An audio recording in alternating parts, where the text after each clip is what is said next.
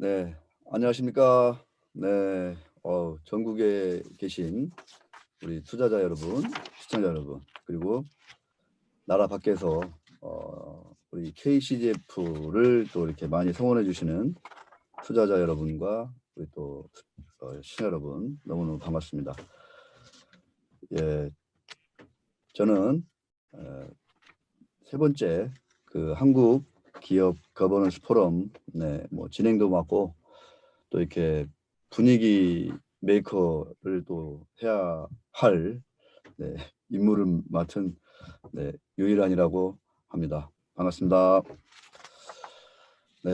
제 옆에는 밸류파트너스의 김봉기 대표님 나오셨습니다. 안녕하십니까? 네, 반갑습니다. 네, 코로나19가 많은 걸 바꾸죠. 네, 그렇습니다. 네, 그 마지막 이 포럼이 2월 20일이었어요. 근데 이제 어렵게 금융투자협회 3층에서 많은 분들이 이제 모이셔가지고 포럼했던 기억이 나는데 오프라인으로 그 이후 뭐 코로나19가 창궐하는 바람에 세 번째 포럼은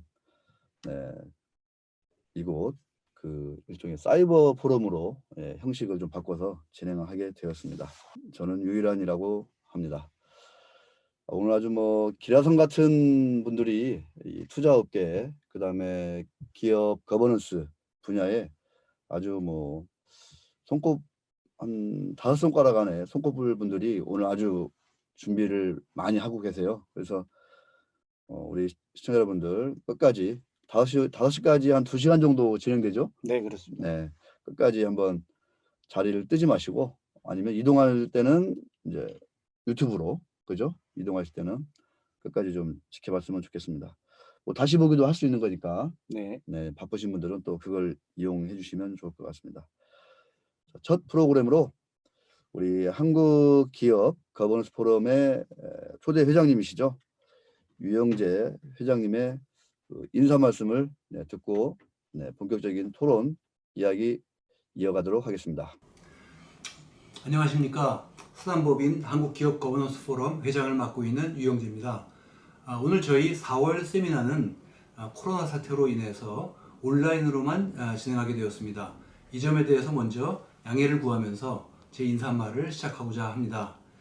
먼저 본 온라인 세미나에 참여해 주신 회원 여러분, 또 그 밖의 참여자 여러분, 또 무엇보다도 오늘 주제 발표를 맡아주신 김봉기 대표님, 천준범 변호사님, 그리고 패널 토론에 참여해 주신 박상인 교수님, 이석준 변호사님께 심심한 감사의 말씀을 드립니다. 이미 그 공지드린 바와 같이 오늘 저희가 다룰 주제는 주주간 이해상충의 문제와 이해에 대한 해결책에 관한 것입니다. 이 문제를 오늘 저희가 다루게 된 이유는 이 이슈가 한국 기업 집단 지배구조 문제에 있어서의 핵심이라고 생각하기 때문입니다. 우리 일반 주주들은 이미 한국 자본시장에서 이와 관련된 다양한 형태의 불이익을 이미 여러 차례 경험한 바 있습니다. 가장 대표적으로 2015년도에 일어났던 삼성물산 제일모직 합병 사건을 들 수 있습니다. 이 합병 사례에서 지배주주 일가가 약 42% 지분을 들고 있었던 그 제일모직은 순자산 대비 480%나 비싸게 할증된 가격인데 비해서 지배주주 일가가 겨우 1.3% 정도 들고 있었던 구삼성물산의 경우에는 순자산 대비 35%나 싸게 할인된 가격으로 합병 비율이 결정되게 된 것입니다.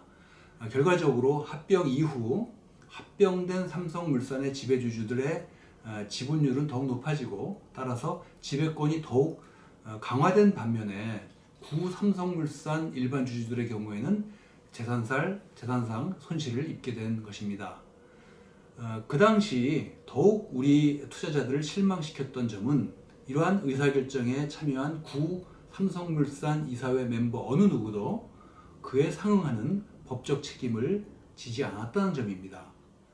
이렇듯 일반 주주에게 불리한 기업 거버넌스에 기울어진 운동장 하에서 새로운 투자자들의 지속적인 신규 유입과 해외 장기 투자자들의 국내 참여를 통한 자본시장의 성장과 발전을 기대하고 운영하는 것은 어불성설이라고 저는 생각합니다.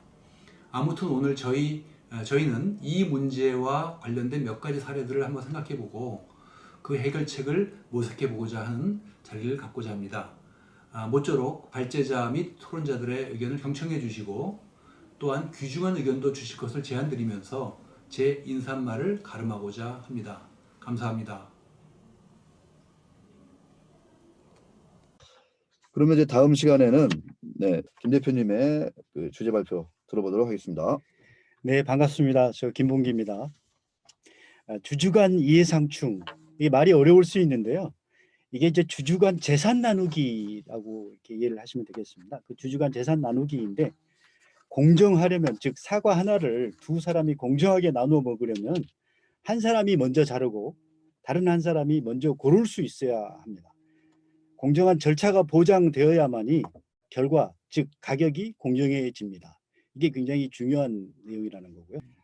그런데 이제 우리 한국 상법 혹은 거래소 규정 등 투자자를 보호해야 되는 이런 그 리걸 시스템들이 우리 한국은 지배주주가 먼저 자르고 그 지배주주가 먼저 고를 수 있는 것을 보장해주고 도와주는, 그래서 그 반대편에 있는 국민연금을 포함한 일반 주주들이 이 손해를 보고 있는데 손해를 끼쳐도 불법이 아니라고 하고 있고요. 그러나 이제 미국은 이런 상황에서 이사의 충실 의무가 이제 부여가 되기 때문에 주주의 이익을 보호하고 공정 절차라는 것을 통해서 주주가 자연스럽게 보호되는, 보호뿐만 아니라 증진되는 상황이라고 볼 수가 있겠습니다. 아시는 분들은 있겠지만 주주간 이해 상충, 이게 어떤 이슈가 이제 발생하게 되는 건지, 이게 왜 우리만의 어떤 고유한 특별한 이슈인 건지 이것도 한번 좀 그 짚어주셔야 될 것 같아요. 그래야 좀 더 확 와닿을 것 같습니다. 그 기업 지분 소유 구조가 미국과 같은 상태에서는 그 분산 소유 구조 이런 상태고요. 그러다 보니까 이제 주주와 경영진 간의 에이전시 문제가 발생하고 경영진 견제가 이제 핵심인 상황입니다. 반면에 이제 우리나라 같은 데는 지배주주가 이제 계열사 피라미딩을 통해서 그 집중 이렇게 소유하는 구조 이 상태입니다. 그렇기 때문에 이렇게 경영진이 이제 직접 지배주주가 경영을 하기 때문에 에이전시 문제는 당연히 없고요. 지배주주, 일반 주주의 그 이해상충 부의 편취, 부의 이전 발생, 수익 거래, 우리가 통상 말하는 터널링 같은 이런 것뿐만 아니라 이제 자본 거래. 여기서 저희가 오늘 주로 자본 거래 사례를 이렇게 이야기를 할 텐데요. 이 자본 거래를 통해서 이렇게 부의 편취를 해가는 거. 이게 이제 우리 한국만의 이제 특성이고, 따라서 이제 우리는 지배주주 견제가 우리 코프리 거버넌스의 중요한 핵심이다. 참고로 이제 2018년 공정위자료에 따르면 자산 5조 원 이상 기업 집단의 지배주주 지분율이 4%입니다. 그런데 이 피라미딩을 통해서 내부 지분율이 57%까지 이렇게 확대된 상태죠. 그러니까 자본 4%, 실질적으로 돈은 한 4%만 투자를 했는데 거기에 따른 어떤 경영 통제권의 컨트롤은 57%까지 한 14배나 확대된 상태입니다. 이거는 세계에서 유일한 상태고, 계열사 등등을 통해서. 네, 그렇습니다. 그래서 이제 이 컨트롤, 경영 통제권의 마법이라고 말할 수가 있겠는데, 이것은 계열사 피라미딩, 그다음에 이제 차등 의결권, 이런 게 이제 가장 큰 수단이 되겠습니다. 그래서 지금 피라미딩과 차등 의결권제도 두 가지가 또 복합 사용된다면 이러한 그 후진적인 코퍼레이트 거버넌스는 끔찍한 결과를 낼 수도 있다라는 겁니다. 그래서 이런 기업 거버넌스 문제를 정확하게 우리 미국과 다른 선진국과 다른 어떤 그 문제 유발 요인이라는 것을 잘 진단을 해야 거기에 따른 처방 해결책도 굉장히 쉽게 낼 수 있다. 우리가 코로나인지 단순한 감기인지 독감인지 그걸 진단을 잘 해야만이 해결책을 처방을 낼 수 있는 거지. 그래서 우리의 어떤 고유한 문제는, 우리 한국의 문제는 이 지배주주 견제가 핵심인 이해상충 문제다. 네, 그렇습니다. 그 사실은 이제 소유와 경영을 우리는 그 같이 한다. 네. 예. 그러니까 소유도 하고 경영권도 가지고 있기 때문에 그 지배주주의 어떤 영향력이라든가 통제력이라든가 이런 것들이 절대적이다. 그래서 우리가 이제 흔히 얘기하는 이제 기울어진 운동장 얘기를 많이 하는데 우리나라는 이제 다른 나라와 비해서 이런 소유 구조 측면을 볼 때 지배 구조를 볼 때 그 기울어진 각도가 너무 심하다. 네. 그렇기 때문에 이런 어떤 그 지배주주의 견제가 핵심인 거고 이거를 견제를 하려면 오늘 얘기하는 거버넌스의 어떤 개혁, 그죠? 그 이사에 대한 어떤 역할, 네. 이거를 좀 강화하는 이런 것들이 꼭 필요하다 이런 얘기인데요. 사실 아까 이제 뭐 터널링 얘기도 잠깐 말씀하셨는데 네, 그렇습니다. 제가 이제 저는 그런 생각 들어요. 제가 대한민국의 지배주주예요. 대주주인데 경영권도 가지고 있어. 이사회도 싹 이제 장악하고 있어요. 그러면 요즘은 이제 좀 워낙 이제 어떤 사법기구의 어떤 감시는 워낙 이제 치밀하고 강화되어 있기 때문에 돈을 직접 빼가는 회사에서 네. 요걸 횡령이라고 하잖아요. 네. 요거는 조금 이제 좀 뭐랄까 망설일 수밖에 없어요. 왜냐하면 이건 이제 특정경제가중처벌법, 이게 가중처벌되기 때문에 횡령은 요즘 많이 좀 찾아보기 힘들어요. 네.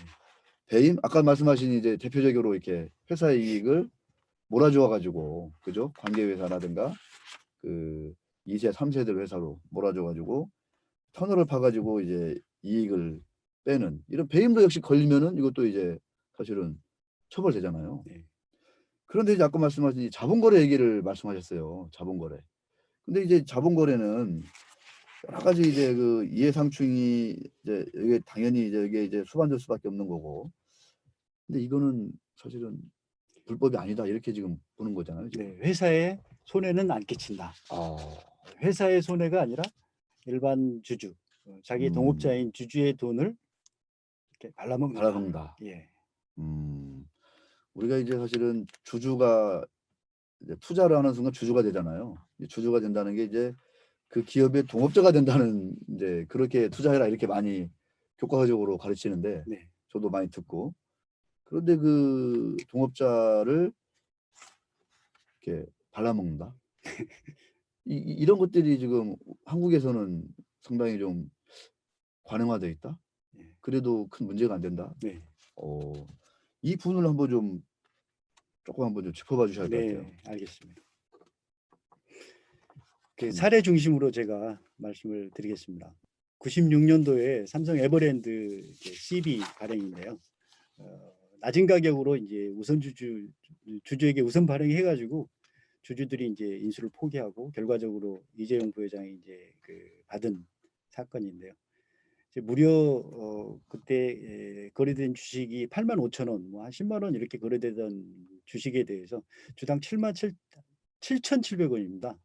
7,700원에 전체 발행 주식의 62.5%에 해당되는 그 대규모 쿠폰을 CB를 발행해서 준 사례입니다. 최종적으로 2009년 5월에 대법원 무죄 판결이 났습니다. 근데 이 자본시장에서는 그 어느 누구도 주당 85,000원짜리를 주당 7,700원에 그것도 62.5%나 이렇게 지배주주에게 발행해서 준 것에 대해서 이게 일반 주주의 자기 동업자의 돈을 뺏어간 게 아니라고 무죄 판결. 이게 아니라고 하는 이 자본시장에서는 아무도 없을 것입니다. 그런데 한국 법원에서는 불법이 아니다. 대법원 무죄 판결 최종적으로. 네. 이제 한 19년 정도 지나가지고 2015년도에 또 그 해당 에버랜드가 이제 그 제일모직이라는 회사로 이렇게 회사가 바뀌었는데요. 약 20년 후에 또 다른 이런 그 일반 주주 부부 편취 사례가 발생하는데 그게 바로 이제 2015년 구 삼성물산하고 제일모직 합병입니다. 그때 이제 뭐 대부분 사람들이 아는데 합병 비율이 뭐 1대 0.35 뭐 이렇게 이야기를 하는데 그때 이제 물산 주주의 지분 가치가 5.2조 원이었습니다. 근데 뭐 ISS 주장대로라면 1대 0.955고 그때 이제 물산 주주의 지분 가치가 9.5조 원이고 실제 0.35로 했던 것보다도 4.3조 원이나 더 높은 거고, 이제 만약에 이게 그 순자산 기준으로 이렇게 했다면 그 결과는 뭐 한 8조 4천억 원이나 더 높습니다. 즉 이게 이런 금액의 의미는 지배주주의 편취 금액입니다. 그 또 반대로 일반 주주, 국민연금을 포함한 나머지 주주들의 손해 금액입니다. 이거는 정확하게 사과를 양쪽이 두 명이 이렇게 나누는 것처럼 한쪽으로 많이 가면 한쪽이 손해인데 그랬다라는 거고요.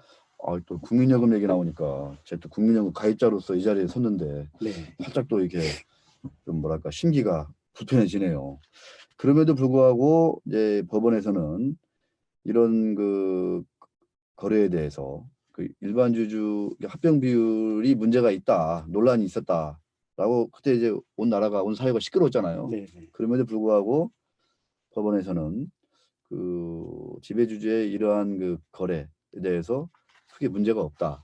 또 이렇게 또 이제 네, 그 판결이 났어요. 네, 이게 법적으로는 크게 문제가 없다. 이렇게 좀 판결이 난 건데. 심지어 결과적으로 보면은 이제 피해를 본 일반 주주 국민연금 이게 이제 주주로서 피해를 봤습니다. 근데 피해자가 그쪽에 이제 그 CIO 역할을 했던 그 홍 본부장이 유죄를 받았죠. 어떻게 그 홍무본부장. 예, 네. 피해를 준 지배주주는 무죄. 심지어 그 어떤 죄 구성 요건도 안 되고 피해를 본 사람이 어떻게 유죄가 됐던 웃지 못할 어떤 그 결과가 되는 거고요. 여기서 정말 중요한 것은 저는 두 가지라고 보는데 첫 번째는 이제 앞으로 이런 편취가 발생하지 못하도록 법적 시스템을 도입하는 거라고 생각을 합니다. 그래서 오늘 뭐 듀티 오브 로얄티에 대해서 이 중요성이 더 필요한다 이런 거고 두 번째로는 이제 피해 금액, 손해 금액에 대해서 원상복구를 위해서 소송을 해야 된다. 뭐 이렇게 말씀드릴 수가 있겠습니다. 네. 참 그 말씀 듣다 보면은 이게 다 이제 뭐 이미 이제 거래가 된 일이고 지금 이제 그 삼성물산이 이제 거래가 지금 뭐 유통시장에서 열심히 되고 있는데 조금 이제 법의 미비랄까 그 법의 그 흠결 이런 사항 때문에 그 손해를 본 국민연금 측이 이제 유죄가 되고 그죠? 뭔가 이거를 이제 그 지배주 쪽에서는 전혀 뭐 그 문제가 되지 않는 이런 일이 발생했다 이런 건데 이게 이제 계속 좀 유지가 되는 그런 거 법이 계속 이대로 유지가 되면 이런 일이 또 재발할 수밖에 없다라고 봐야 되는 거 아닌가 싶어요. 네, 그렇습니다. 네, 계속 좀 예. 네, 케이스 한번 좀 예, 말씀해 또 주시죠. 다른 케이스입니다. 2006년도에 동양그룹 한일합섬 그 합병 케이스인데요. 그 인수회사가 동양메이저입니다. 피인수회사가 이제 한일합섬이고 지분을 86.6% 보유를 하고 있었습니다.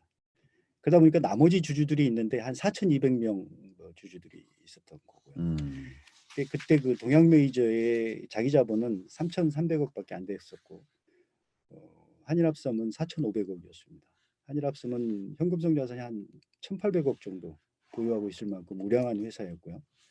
그러니까 이제 가만히 보면은 4,500억 그게 86.6%를 보유하고 있다라는 거는 그 지분 가치만 하더라도 이제 3,900원인데 3,900억 원인데 이제 600억 원이나 자본이 잠식이 돼가지고 모회사는 네. 자본금이 3,300억밖에 안 됐었어요. 그런데 이 부실 회사가 모회사가 그 합병을 할 때 그 PBR은 3.5배였고요. 또 우량회사는 현금이 이제 가득 찬 어떤 자회사의 PBR은 0.38배, 한 10배 정도 차이가 나지 않습니까? 밸류에이션에. 네. 이렇게 해서 나머지 4,200명의 일반 주주에게 손실이 그다음에 그 손실이 지배주주에게 전가가 됐는데 이게 이제 불법이 아니다. 네. 사실 저렇게 뭐 부실한 그 지주회사가 아주 우량한 자회사보다 밸류에이션이 10배나 더 높게 평가받는 게 이제 사실은 이제 그 기업 지배구조 개선과는 별개로 이게 상장사니까 다 이게 그 3개월, 1개월 그날 뭐 이렇게 해가지고 다 그 비율 시가대로 하는 거잖아요. 그런 자본시장법상의 문제도 이제 우리가 충분히 지적할 수 있는 사례일 텐데 어쨌거나 좀 이제 이거는 이제 오래된 얘기고 네, 그래서 네. 모르는 사람도 있을 것 같아요. 좀 그렇습니다. 최근 얘기를 좀 해주셔야 예. 일반 주주들이 소액주주들이 어떻게 좀 이렇게 보호받지 못하는지 알 수 있을 것 같습니다. 네. 아주 단순한 최근 예로는 이제 해성산업이 한국제주를 인수하는 이제 합병하는 겁니다. 근데 해성산업의 지배주주는 한 63% 됐고 한국제주의 지배주주 지분율은 한 38%. 지배주주 지분율이 높은 이제 25% 정도 높은 해성산업이 한국제지를 이렇게 인수를 하는데 이제 합병을 하는데요. 한국제지 이렇게 일반 주주가 많은 그 한국제지의 그 밸류에이션이 0.15배입니다. 0.15배. 예. 저거 정말 말이 0.15배지 강남 아파트 뭐 10억짜리를 1억 5천만 원에 합병하는 거잖아요. 네, 10억짜리를 1억 5천만 원에. 저게 참 신기할 정도입니다. 제 관점에서는. 네. 저도 저런 거래는 하고 싶어요. 있다면. 그리고 또 지금 현재 일어나고 있는 이벤트인데요. 이 삼광글라스하고 이테크건설 분할 합병입니다. 예, 둘 다 상장 회사입니다. 이테크건설을 인적 분할한 다음에 삼광글라스하고 그 분할된 이테크에서 분할된 비상장사 군장 에너지를 합병을 이렇게 하는 거고요. 그 밸류에이션은 이제 삼광글라스가 PBR 0.46배. 예, 군장에너지는 비상장사니까 상속세법으로 이제 수익 가치하고 자본 가치 뭐 이렇게 산정을 해서 1.65배 높게 평가를 하는 거죠. 한 4배, 네, 4배 가까운 차이가 나네요. 예. 결과적으로 이렇게 산정을 해보면 일반 주주들이 한 1,400억 정도 그 손해를 나고 그것을 지배주주가 편취한 어떤 건데 삼광글라스를 이렇게 가만히 보면은 지금 그 글라스락이라는 사업을 하는 그런 사업 회사니까 사업 가치가 있을 것이고 또 군장에너지 지분을 또 25%나 들고 있습니다. 이테크건설도 30% 이렇게 지분을 가지고 있고 근데 그 합병될 때 이 군장에너지가 한 7천억 가까이 이렇게 산정이 됐는데요. 그 산정된 최종 결과에 약 25% 지분율이 1,750억인데 그것보다도 훨씬 더 작은 금액으로 이렇게 합병이 되는 거니까 이것도 웃기는 거예요. 웃기는 겁니다, 이거는. 그 삼광글라스 말씀하셨는데 뭐 이게 전체 시가총액이 한 1,350억 정도 이렇게 돼요. 근데 말씀하신 대로 가지고 있는 군장에너지 지분 25%의 가치만 1,750억이에요. 전체 시가총액이 군장에너지 25% 지분 가치도 안 되는 상황에서 지금 합병한다는 거잖아요. 지금 이게. 그렇습니다. 이게 얼마나 그러면 이 삼광글라스 주주들은 이게 좀 너무 낮은 가격에 합병에 응해야 되는 이거를 뭐 응하지 않을 방법이 혹시 있나요? 이걸 어떻게 해야 돼요? 이럴 때는 정말. 일반 주주들은 법적 대항력이 억제력이 없기 때문에 그대로 당할 수밖에 없는 거고 그래서 저희는 뭐 사각지대 혹은 흠결 그래서 오늘 이 시간에도 이렇게 뭔가 이슈 레이징을 하는 가장 근본 이유라고 할 수가 있겠습니다.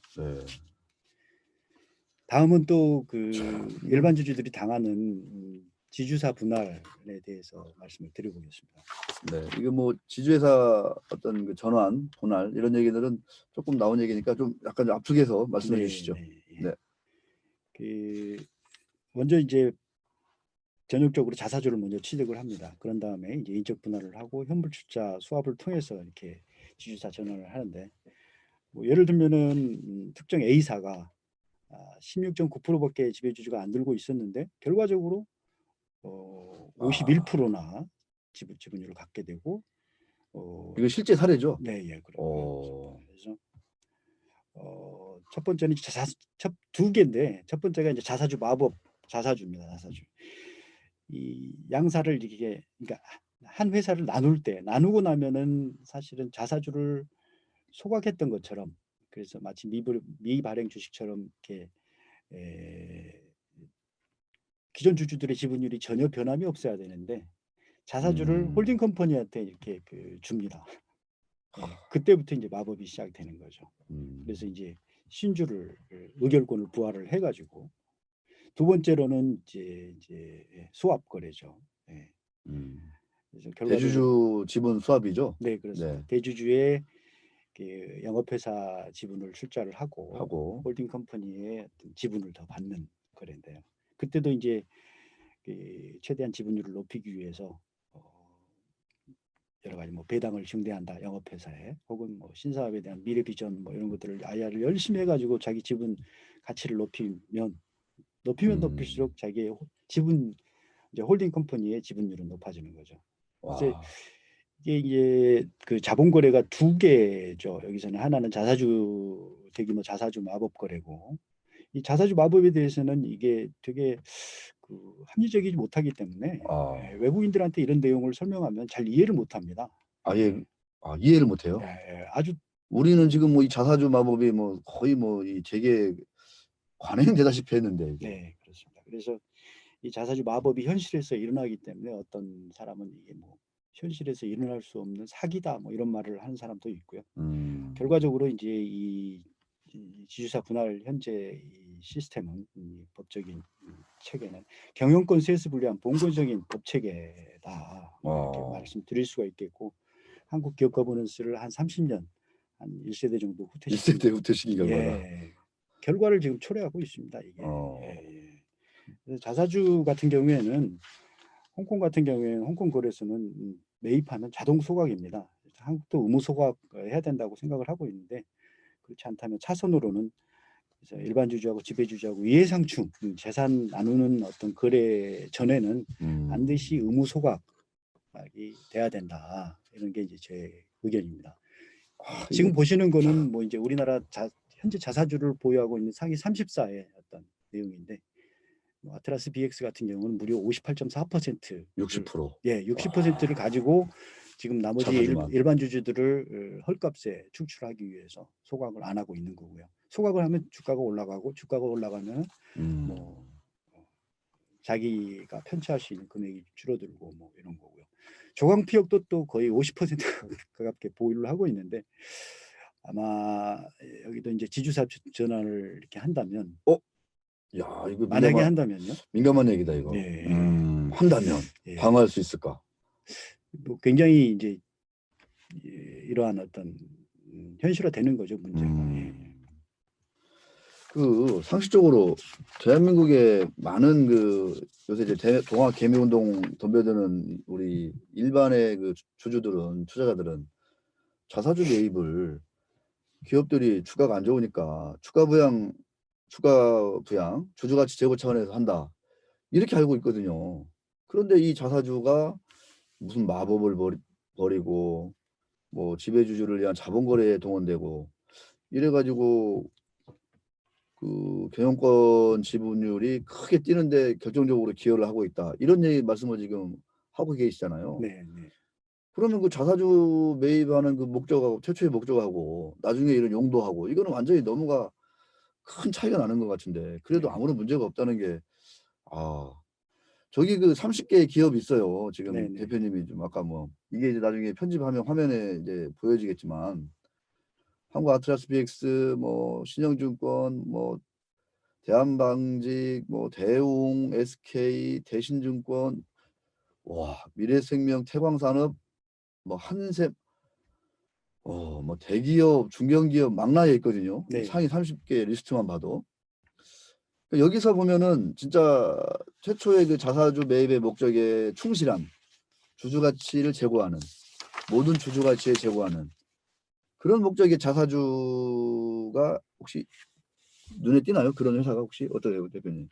아니면 저 자사주는 언제든지 마법의 수단이 될 수 있다라고 좀 봐야 되는 건가요? 예, 후자 쪽에 가까울 것 같습니다. 대부분 다? 네네. 심각하군요, 심각. 그러니까 보니까 자사주를 사도 주가가 잘 안 올라요. 네.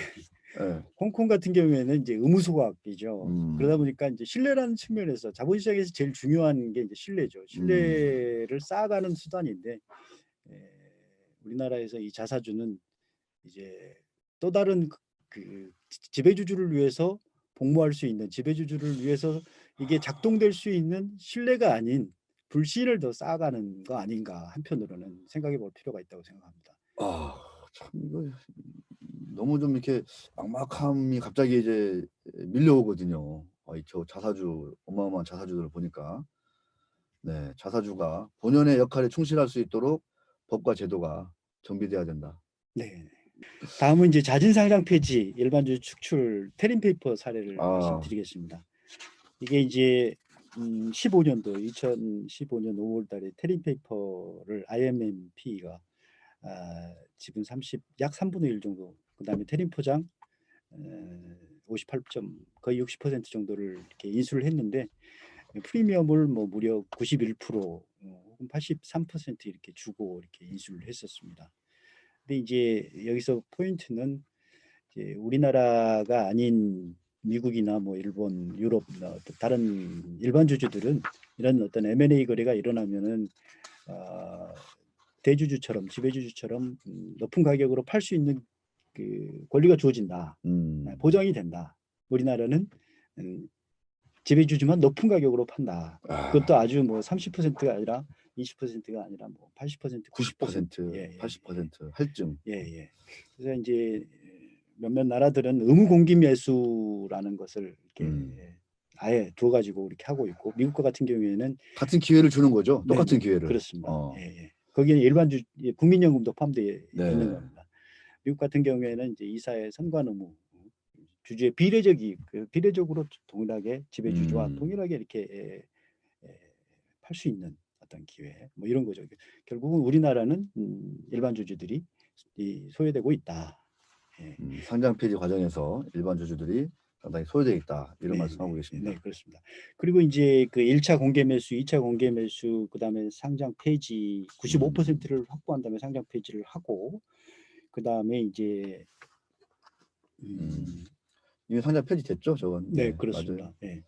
근데 이제 상장 폐지 중요한 거는 이제 그 거래소 내에서 처음에 이제 약 3분의 1 정도 좀 넘게 인수를 한 다음에 나머지를 다 이렇게 축출하고 95%에 도달한 다음에 상장을 폐지했습니다. 그런데 상장 폐지 후에 거래소 밖에서는 또 약 4배 정도, 3.68배 정도 높은 가격을 받았어요. 거래소 내에서는 뭐 한 3,600원 혹은 그것보다 더 낮은 가격으로 다 축출을 당했는데, 네, 그렇습니다. 왜 그러면은 거래소는 일반 주주의 그 재산을 지배주주가 이렇게 발라먹게 이렇게 보장해주고 도와주는데, 그래서 밖에서 어떻게 이렇게 될 수 있느냐? 이거는 이제 결국 법 체계입니다. 상법 360조 24, 25 보면은 거기에 이제 그 주식 매수 청구권 뭐 이런 걸 행사할 수가 있는데, 그 내용이 이제 일반 주주와 지배주주가 서로 그 가격을 협의해서 결정한다. 그거 안 되면 법원에 가격 청구 결정을 한다. 뭐 이런 게 핵심이라 할 수 있겠습니다. 그러니까 일방적으로 결정할 수 있는 시스템이냐, 쌍방으로 서로 이렇게 협의할 수 있는 시스템이냐. 거래소에서는 일방적으로 지배주주가 다 할 수 있는 시스템이고, 그래서 밖에서는. 그래서 결국은 오늘도 뭐 저희들이 계속 이야기하는 게 이런 어떤 그 쌍방 대리가 해소돼야 된다, 뭐 이런 거고요. 그리고 나서 이제 뭐 그 또 한 번의 거래는 이제 그 나머지 지분을 다 확보하기 위해서 테린페이퍼의 그 지분하고 또 공장하고 거래를 했고, 그다음에 이제 해서 다 100% 확보를 한 다음에는 폭탄 배당을 합니다. 배당을 전혀 안 해주다가 안 했죠. 그러다가 엄청난 배당, 나머지 현금을 다 이렇게 지배주주가 가져가고요. 그리고 나서 외부로 판매를 했는데, 외부에 매각을 했는데 그 무려 거의 10배 가까운. 그래서 결국은 일반 주주들은 거래소에서 한 지배주주가 마지막 배당하고 외부에 매각한 가격의 11분의 1 정도 가격으로 추출을 당했고. 11분의 1 가격? 예, 그렇습니다. 그리고 거래소 상징적인 숫자인 것 같습니다. 네, 그래서 밖에서는 법원에서 약 3.68배 정도 높은 가격을 이렇게 받을 수가 있었고요. 다음은 자진 상장 폐지 코온 에너지 서비스에 대해서 말씀드리겠습니다. 이 회사는 서울 강남 지역 도시가스 서비스 회사입니다. 지배주주 SK ENS, SK 자회사입니다. ENS가 지분을 82.24% 보유하고 있었고 나머지는 일반 주주가 보유하고 있었습니다. 2012년 8월에 일어났는데요. 일반 주주 17.76%를 헐값에 이렇게 뺏어간 사례인데요. 그리고 나서 폭탄 배당을 한 내용입니다. 2012년 말 그 장부가 대비 0.64배로 자진 상장 폐지를 했고 그때 그 0.64배의 시가총액이 약 3,600억이 좀 안 돼 3,590억이었습니다. 그런데 핵심 내용은 이 회사가 강남구 대치동 27-1 외에 그 3필지 토지를 무려 대치동에 15,325평 보유하고 있었고 이 토지 가격이 2011년 장부 가격이 2,300억 정도로 기록되어 있다는 것입니다.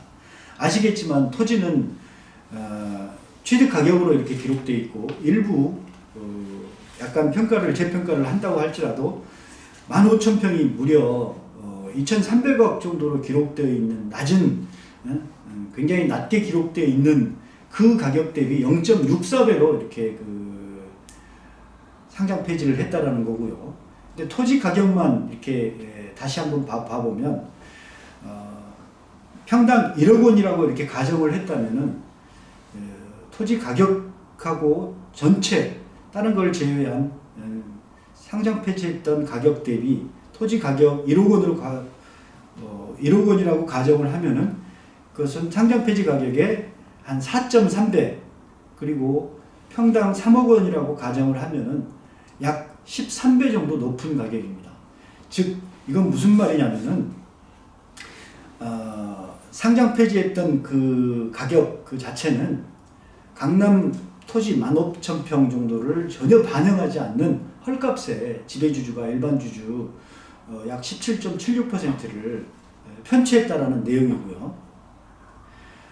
토지 등 내재 가치를 반영을 했다면 일반 주주가 받아야 될 가격은 최소 한 5배 이상으로 이렇게 판단이 됩니다.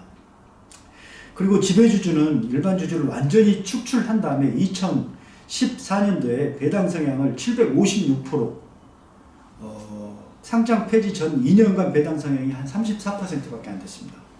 이렇게 폭탄 배당을 실시한 어떤 사례라고 할 수가 있겠습니다. 그런데 이 주식을 장내 그리고 장외 거래가 있는데 장외에서 이렇게 매도를 하면은 그 높은 양도세를 내야 되고 또 거래세도 더 높습니다. 즉 자진 상장 폐지는 세법도 일반 주주가 지배 주주의 돈을 뺏어가는 것을 돕고 있다고 말씀드릴 수 있다고 하겠습니다. 다음은 자진 상장 폐지 거래소 규정 재미있는 아주 웃지 못할 거래소 규정 개정 최근의 역사에 대해서 한번 말씀드리겠습니다. 자사주 관련 규정인데요. 2017년 5월에 유동성 요건 관련되는 규정을 개정을 했습니다. 즉 자사주의 소유를 기존의 거래소 규정에서는 지배주주, 소수주주 것이라고 이렇게 규정을 해놓고 있었는데 이것을 지배주주 소유로 딱 개정했습니다. 이게 무슨 말이냐면은 유동성 요건을 산정하는 기준에서 자사주를 소수주주 것에서 지배주주 것으로 바꾸었다. 그래서 자사주를 많이 가지고 있는 회사는 적어도 80% 이상 그 지배주주가, 그러니까 80%까지만 지배주주가 가지고 있어라. 나머지 20%는 일반 주주에게 분산을 시켜라고 하는 게 이제 분산 요건인데, 자사주를 많이 산 회사는 지배주주 보유량 플러스 자사주 이렇게 해서 80%가 넘어가면은 이 분산 요건, 유동성 요건을 충족을 못 시켜서 관리 종목으로 지정되는 것입니다.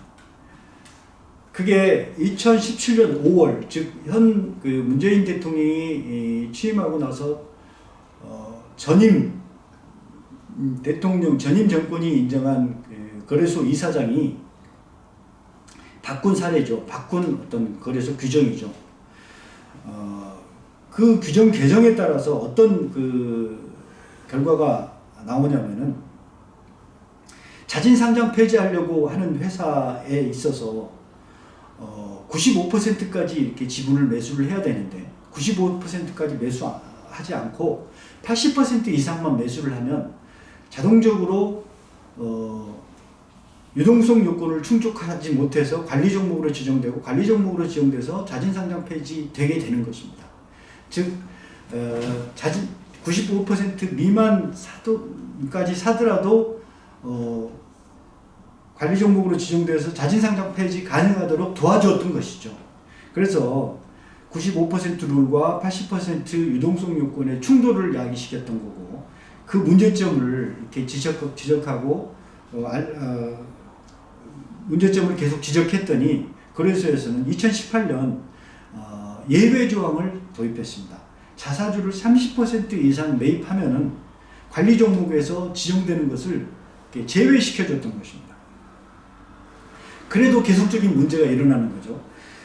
95%를 산정할 때, 즉 95%까지 자사주를 사야, 아니 95%까지 지배주주가 확보를 해야 자진 상장 폐지할 수 있는 요건이 충족이 되는데 이때 95%에 자사주를 포함을 하고 있었던 것입니다.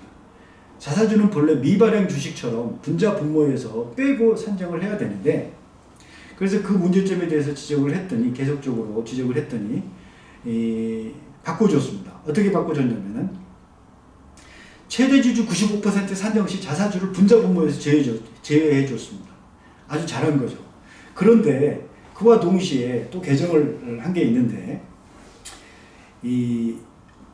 어떤 내용이었냐면은 그 개정 조항에서 자사주를 가지고 자진 상장 폐지를 할 수 없다.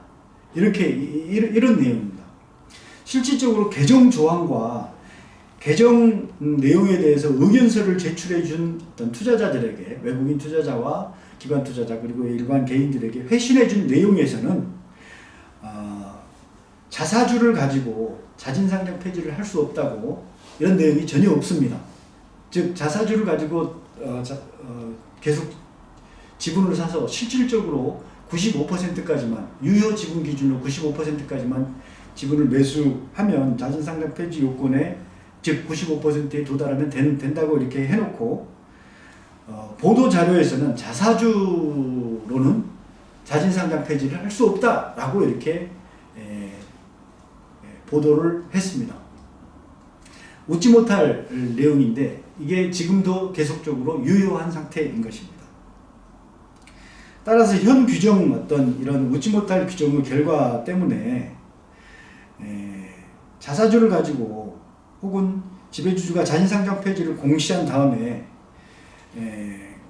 공개 매수를 통해서 한 80에서 95% 미만까지 이렇게 계속적으로 보유를 하고 있고 배당을 크게 줄이고 그에 따라서 거래량도 감소하고 매수 심리도 줄어들고 주가가 계속적으로 하락하고 무한정으로 시간 끌기가 이렇게 되면서 나머지 주주들의 어떤 심리도 붕괴가 되고 헐값으로 나머지 주주를 축출할 수 있도록 지배주주를 도와주고 있는 어떤 결과를 초래하고 있는 것입니다. 여러 사례들이 많이 있는데요. 결국은 오늘 이제 많이 뒷분들이 다룰 이사의 충실 의무, 듀티 오브 로얄티 혹은 MOM, 비지배주주들의 과반 찬성 이런 게 이제 또 도입이 돼야만이 될 것 같다. 그리고 이게 이제 코리아 디스카운트를 해소하고 코리아 프리미엄으로 갈 수 있는 어떤 중요한 핵심 내용이다. 이렇게 하고 저는 여기서 마치겠습니다. 네, 너무 수고하셨습니다. 정말 이 사례 하나하나가 정말 참 지금도 계속 이제 뭐 벌어지고 있고 물론 이제 과거의 일도 있지만 지금도 벌어지고 있고 앞으로도 또 언제든지 이런 그 불공정한 그 자본 거래는 합법적으로 일어날 수 있다. 참 불공정한 자본 거래가 합법적으로 일어난다. 이 말이 참 앞뒤가 안 맞는데 대한민국에서는 이게 통하거든요. 이게 자